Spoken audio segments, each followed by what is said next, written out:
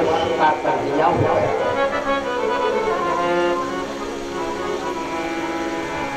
और जब कन्हैया 1 वर्ष का हुआ तो बस एक दिन ने गर्ग ऋषि को बुलाया, उनसे कहा आप मेरे कुलाचार्य हैं, ये आपकी जिम्मेदारी बनती है कि मेरे बेटे का नामकरण हो।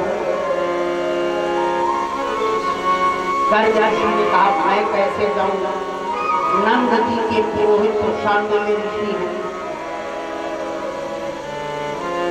लेकिन नामकरण की जिम्मेदारी गर्गाचार्य की। गर्ग ऋषि गए, इधर घूमे उधर घूमे, नंद जी मिल गए। बाबा आप यहाँ प्रणाम।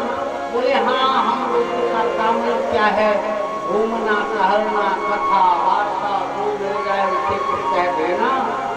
नामकरण नामकरण सुनकर तो नंद जी की सांस लग गई। अरे 1 साल बीत गए, मेरे भी तो बेटा है, उनका नामकरण आप कर दो। गर्ग ऋषि ने कहा ऐसे कैसे, आप अपने साथ कोई उत्सव के बिना काम तो करेंगे नहीं। यदि आप कहीं एकांत में बैठाओ तो नामकरण कर दो। अच्छा कहाँ? बोले गौशाला में। ठीक है, चलो एकांत में यही नामकरण कर दूंगा। दोनों राजाओं को, देवी रोहिणी और देवी यशोदा, दोनों रानियों को सूचना दे दी गई कि कल प्रातः काल गौशाला में तुम लोगों के पुत्रों का नामकरण होगा, तुम लोग चलना। अब माताओं को बड़ा भ्रम, चंदन तो बड़ा चबाका लगाए हुए है, नया पंडित है, पता नहीं कुछ जानता है नहीं है। शांडिल्य ऋषि को बुलवाया, शांडिल्य ने बताया नहीं बहुत योग्य हैं, तुम घबराओ नहीं, नामकरण कर देंगे। दोनों आचार्य उपस्थित थे, दोनों माताएं उपस्थित थी और नंद जी उपस्थित। यशोदा जी ने कहा अच्छा देखो बहन, आओ बेटों को बदल लेती हूँ, तू मेरा बेटा ले ले, मैं तुम्हारा ले लेती हूँ। अगर जानकार होगा तो जान जाएगा, नहीं जानकार होगा तो अपने पंडित जी तो है ही हैं, उनसे नामकरण कराऊंगा। माताओं ने बदल लिया और दोनों लेकर महाराज जी के सामने आई। भोर का समय, सबसे पहले यशोदा रानी ही आगे आई और उनकी जो गोद में था वो रोहिणी देवी का बेटा। धीरे से चादर हटाई और गर्ग ऋषि बोल पड़ी, आयं हि रोहिणी पुत्रो रामायण सुहृतो आख्यास्ते राम इति पराधिक्या परम विदुः। उन्होंने कहा आयं हि रोहिणी पुत्रो, देवी ये रोहिणी का बेटा है, इसका नाम मैं राम रखता हूँ और पराधिक्यात् बलम विदुः, इसमें अपार बल होगा, इसलिए बल इसके आगे बोल दो तो इसका नाम बलराम है। बोलिए बलराम भगवान की।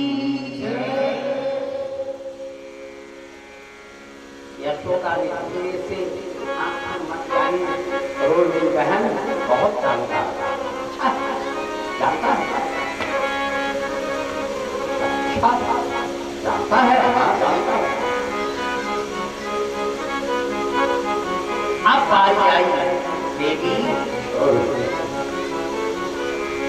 आगे आए, धीरे से चादर को हटाया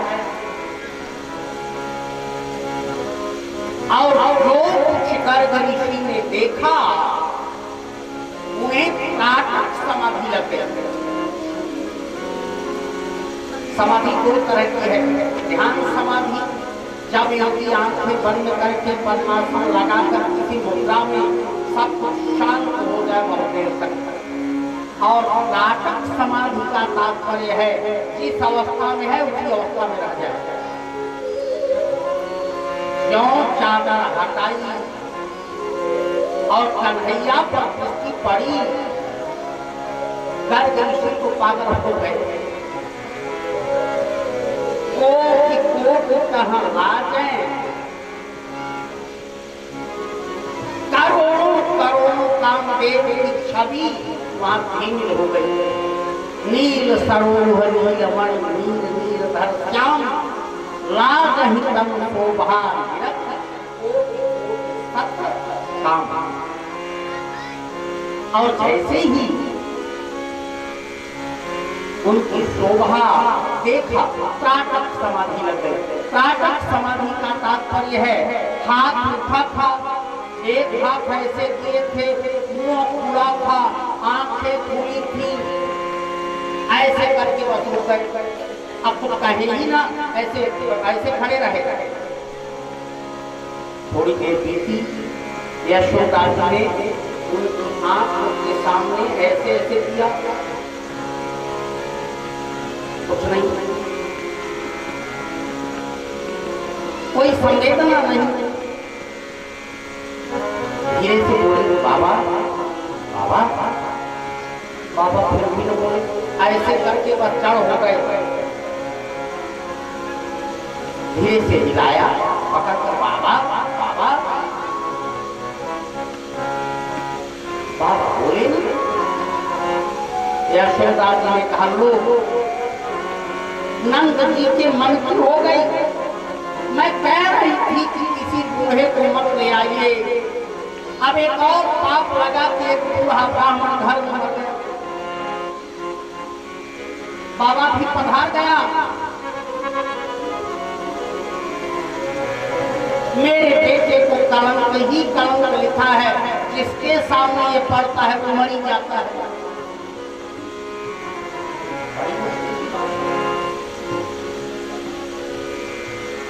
यशोदा रानी ने पकड़ा, हिलाया, बाबा बाबा। अब जाके हाँ हाँ मैं कह रहा था देवी, तुम्हारे बेटा के 1000 नाम हैं।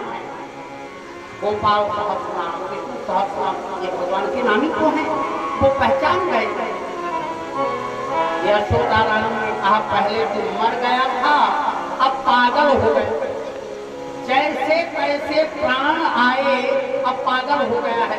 एक नामकरण करने ये बुढ़वा बैठा है और कह रहा है कि इसके 1000 नाम। अब क्या करूं? नंद जी ने बुराई लिया है तो कुछ न कुछ तो करना ही होगा।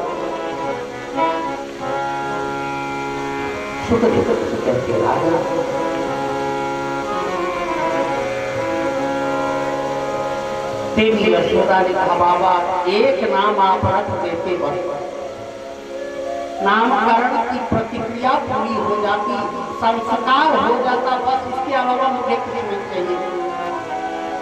गर्ग ऋषि ने कहा देवी नाम बताऊं? आसन वर्णा त्रयोह्यस्य ग्रहणो युगं तनु शुक्लो रक्तः तथा पीतः इदानीं कृष्णतां गतः। इसके कई रंग हैं। पहले सफेद सफेद था, फिर लाल लाल दिखा, अब काला काला दिख रहा है और अर्थात प्रकृति और 3 रंग सात्विक राजस तामस इन तीनों से जो बड़े है वो तेरा बेटा है। इदानीं कृष्णतानुगतः, इस समय काला है इसलिए इसका नाम कृष्ण रखता हूँ। बोलिए नंद के लाला की जय, कृष्ण भगवान की जय। नाचो हमारे अंगना बिहारी, नाचो हमारे अंगना, नाचो हमारे अंगना बिहारी, नाचो हमारे।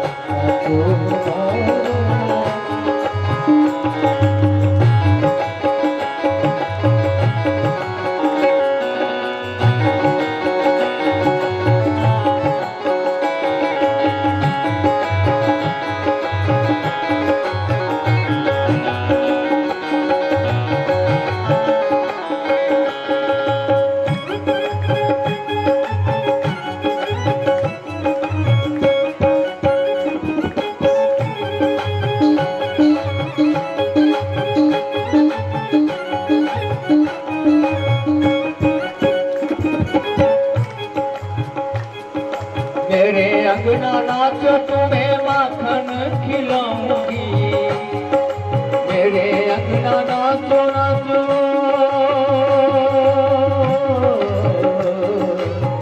मेरे अंगना नाचो तुम्हें माखन खिलाऊंगी, मेरे अंगना नाचो तुम्हें माखन खिलाऊंगी, मेरे अंगना नाचो तुम्हें माखन खिलाऊंगी, मेरे अंगना नाचो नाचो, हो नाचो, हो नाचो, हो नाचो, नाचो नाचो, मेरे अंगना नाचो तुम्हें माखन खिलाऊंगी, हाथों में दूंगी मुरलिया बिहारी लाल, हाथों में दूंगी मुरलिया बिहारी लाल, आओ हमारे अंगना, आओ हमारे अंगना बिहारी लाल, बिहारी लाल, आओ हमारे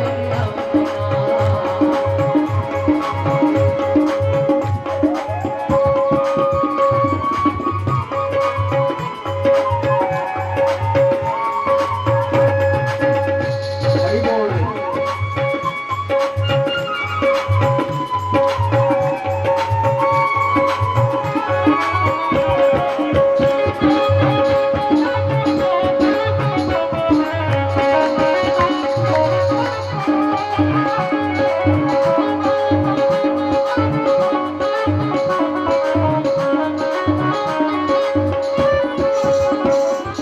मेरे अंगना नाचो तुम्हें मुकुट पहनाऊंगी, मेरे अंगना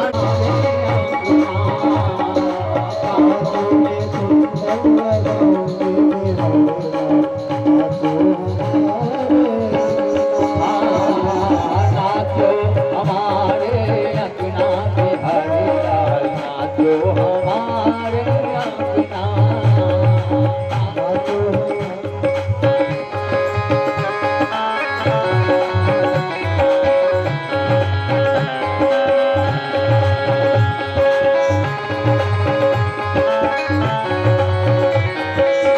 बन जाऊं राधे राधे।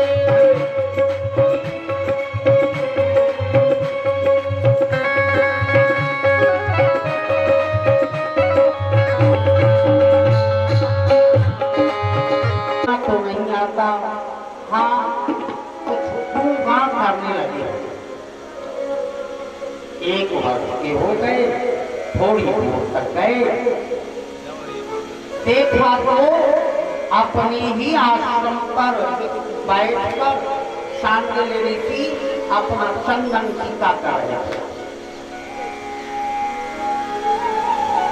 देखा, बुलाया, लाला आजा आजा, पास चले गए। और जब पास चले गए तो धीरे से बोले,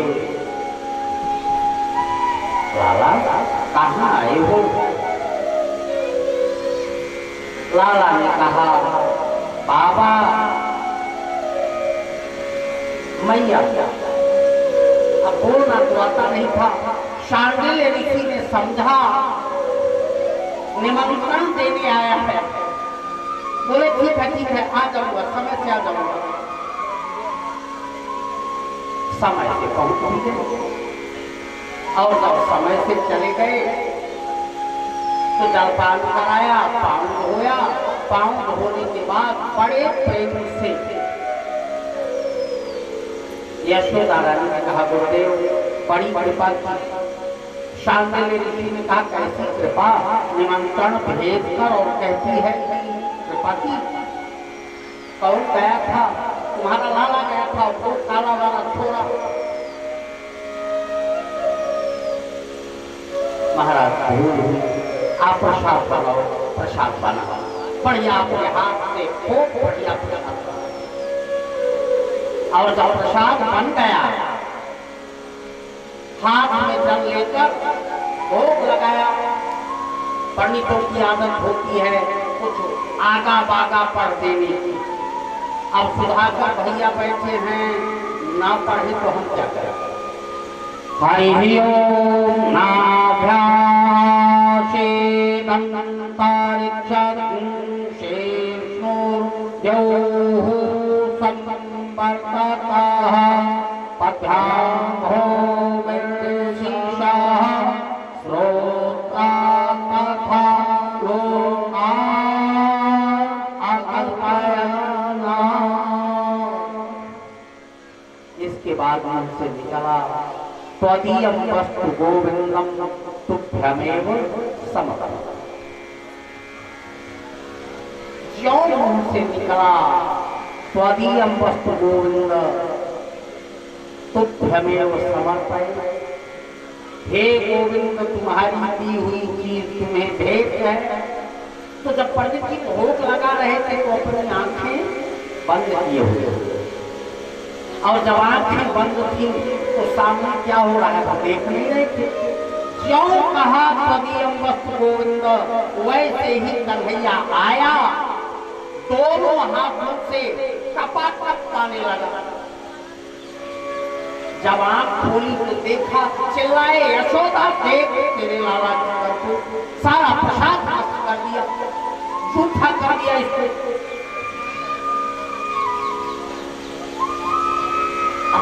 क्या करते? दौड़ी दौड़ी महाराज के चरणों पर गिर पड़ी। महाराज बड़ी भूल हुई, मुझसे बड़ी गलती हुई, एक बार आप फिर बना लेते। बोले अब क्या बनाऊं? बोले अधौता दूध है, बोले एक मुट्ठी चावल डाल दो, मिश्री डाल दो, बस खीर बन जाएगी। बड़ी बात फिर बन गया। जब खीर बनकर तैयार हुई, निकाल लिया थाली में, तो बोले यशोदा अपने लाला को पकड़ी। यशोदा कन्हैया को पकड़ा, एक कक्ष में ले गई, बाहर से कुंडी लगाया, दरवाजे पर बैठ गई। बोली बाबा अप्पा अप्पा।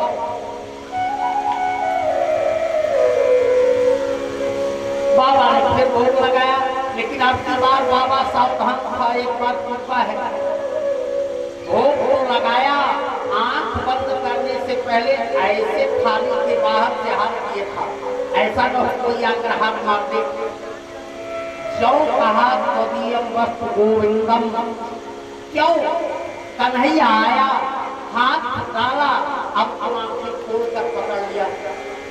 बाबा ने कहा खिलाए, चिल्लाए यशोदा देख। यशोदा ने कहा बाबा को शायद पागल हो गए। वही रामावतार की परिस्थिति, यहाँ वहाँ कोई बालक देखा, मति भ्रम मोर किया। यहाँ भी दिखाई दे, वहाँ भी दिखाई दे। यहाँ वाले को वो न देखे और वहाँ वाले को ये न देखे। यशोदा ने दरवाजा खोल, हाथ पकड़ कर खड़ी हुई। कन्हैया मुंह लटकाए बैठे थे। बोली बाबा मेरा वाला मेरे पास है। बाबा ने तो अपने हाथ उठाए, कन्हैया ने कहा बाबा पहले तो बुलाते हो स्वकीयम वस्तु गोविंदम कहकर और जब खाने आता हूँ तो शिकायत करते हो। अब बाबा से निकला अरे बड़ी भूल हुई, कथा में कुछ विशिष्ट जन भी पधारे हैं।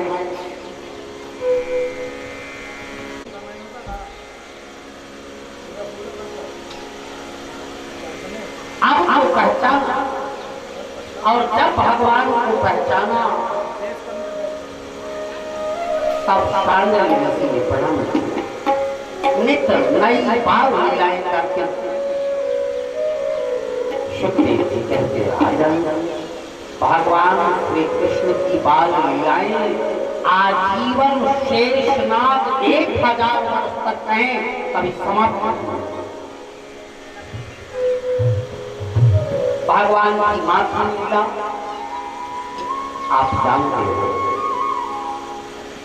अब यहाँ से निकलना भी है, बाल लीलाओं से बाहर भी तो आना है ताकि सारी कथाएं अपने स्थान तक पहुंचे। भगवान ने इधर से रास्ता बना दे, माताएं जो आए वो आगे की ओर जमाएंगी तो यहाँ कुछ जगह है, पीछे की ओर वहां अब दिक्कत होगी, आगे से बढ़ाइए ना। कोई एक बच्चे राजा भगवान ने एक और मंडली बनाई, माता लीला की मंडली कि अब हम माता खाएंगे, प्रेम से रहेंगे। सबसे पहले अपने घरों में सबने आजमाया। कन्हैया ने कहा देखो हम अपना गाय चराएं, दूध निकालें, दही खवाएं और सभी लोग घी ले जाकर कंस को भेज दें, ऐसा नहीं होगा। हम अपना मांस खाएंगे और इसमें जो अवरोध करेगा उसकी भी देखी जाएगी। सभी एक दूसरे के घर जाते माखन खाते। आज कन्हैया अपने घर में माखन चोरी के लिए गया, यशोदा रंग में देखे बहाना देखो, कण कण मणिमय जाता आपको नाथ मैया एक बात बताओ, तूने जो ये मणियों वाला कंगन सोने का मुझे पहना दिया है ना, सूर्य का प्रकाश पड़ने से ये गर्म हो जाता है, बहुत दुखरा था, तो हमने इसको माखन में डाल दिया कि कुछ ठंडा हो जाए, और डालने में तेरा माखन छल कर मेरे मुंह पर लग गया, क्या करूं? और अच्छा कहकर रोने लगी। मैया ने गले से लगाया लाला, मैं कहाँ कुछ कह रही हूँ, अच्छा निकाल ये कंगन, निकाल देती हूँ, निकाल। और इधर मंडली तो तैयार ही, सभी एक दूसरे के घर आना जाना था, माखन चोरी चकारी होती रही। आज गोपियां लौट कर आई, उन्होंने यशोदा से कहा यशोदा रानी तेरा लाला चोर हो गया है। यशोदा ने कहा काहे की चोरी करता है? बोले हमारे घर माखन खाने की चोरी,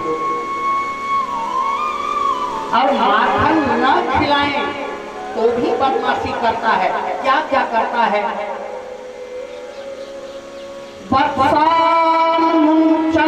क्वचित समये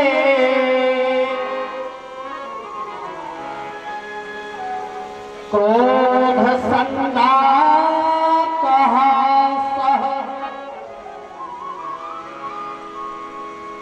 स्तेयं स्वात्तदेतधिमयः कल्पितैस्तेन लोकैः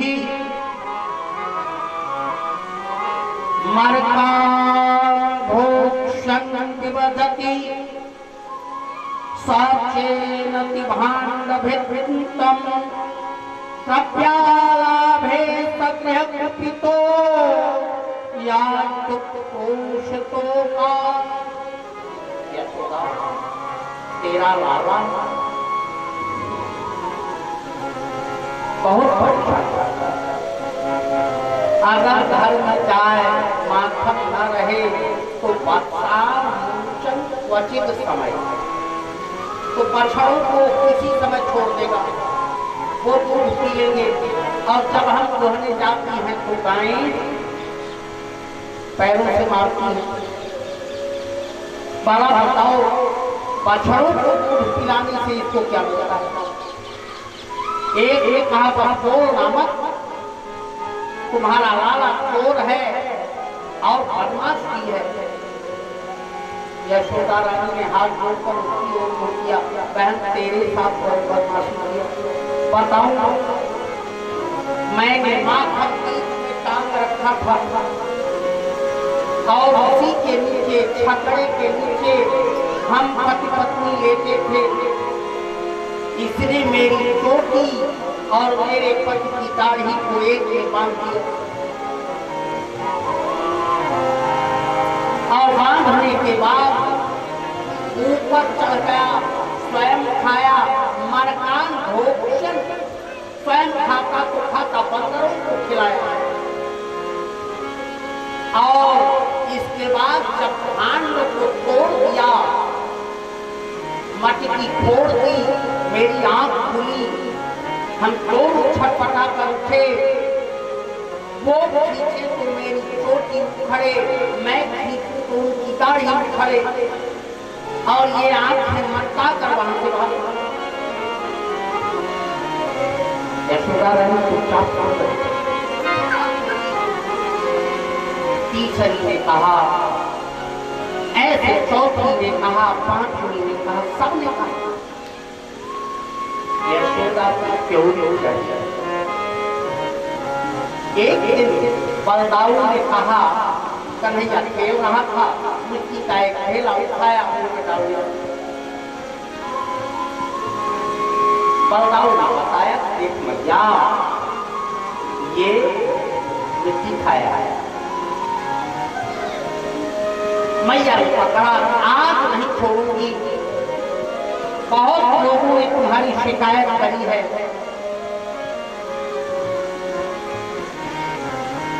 कन्हैया ने मुंह बना कर कहा, मैया छोड़, क्या करूँगा? मैया ने कहा, छोड़ना नहीं है तू, अगर छोड़ दिया तो तेरा अनुशासन बिगड़ जाएगा। ये तो बेटियां अभी आई हैं, आगे की ओर जगह है बेटा। मैंने कहा एक वहीं बैठे रहो, जो आ रही है उनको आगे से आप निकालो, तो यहाँ जगह है वो बैठ पाएगी। वहां जाने का रास्ता तो नहीं है ना, इधर आगे की ओर से ले आओ, सामने बैठाओ। कन्हैया ने उनसे कहा कि मैंने माटी तो नहीं खाई है। मैया ने सबको बुलाया, बताओ तू बता, इसने माटी खाई? बोले हाँ। मधुमंगल, श्री रामा, तू बता माटी खाई? सबने कहा हाँ। कन्हैया समझ गए, अब तो मार पड़। मैया, मैंने माटी नहीं खाई।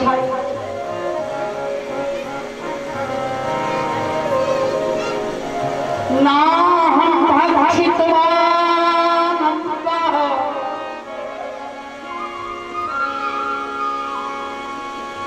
सर्वे मिथ्या भृशंसेन।